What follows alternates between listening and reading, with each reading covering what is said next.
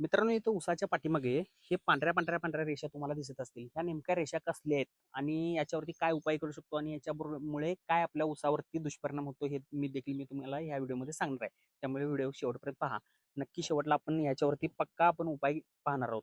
तर मित्रांनो, इथं जर पाहायला गेलं तर प्रत्येक पानावरती आता कुठल्या पानावरती थोड्या प्रमाणात आहे, कुठल्या पानावरती खूप जास्त प्रमाणात त्या रेषा झालेल्या आहेत. तर मित्रांनो, तुम्हाला झूम करण्याचा मी प्रयत्न करून दाखवतो. तर ती एक प्रकारची कोळी आहे. कोळी म्हणजेच काय, कोष्टी माइट्स म्हणतो आपण त्याला. तर मित्रांनो, कोष्टी काय करते की तिथं घर करून पानाच्या खाली त्यातला रस शोषून घ्यायचं काम करतात आणि ते खूप जास्त प्रमाणात संख्येने आहेत. म्हणजे जर बघायला गेलं एका पानावरती माझ्या मते हजारो कोष्टी अशा प्रकारे आहेत आणि एकदम छोटे छोटे आहेत. ते सहज पाहायला गेलं तर दिसत सुद्धा नाहीत.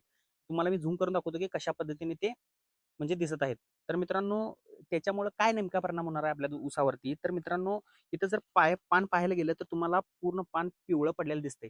म्हणजेच काय झाले तर काय मित्रांनो, त्यातला पूर्ण रस शोषून घेतल्यामुळं आपल्या ऊसामधील जी प्रकाश संश्लेषण क्रिया आहे ती सुद्धा म्हणजे कमी होणार आहे, थंडावणार आहे. त्यामुळे काय होणार आहे की नक्कीच आपल्या ऊसावरती परिणाम होणारच आहे.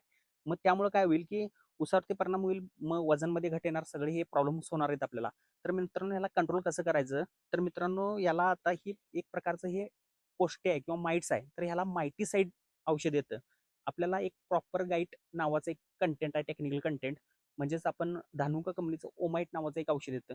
तर आपण त्या ओमाइट जर घेतला आपण आणि पानाच्या पाठीमागून एक स्प्रे दिला याला, तर आपण त्या स्प्रेने त्यामध्ये फक्त काय एक सिलिकॉन स्टिकर घालायला विसरायचं नाही आहे. कारण की जर का थोड्यात जरी पानाला लागलं तर ते पूर्णपणे पानावरती पसरवायचं काम करेल.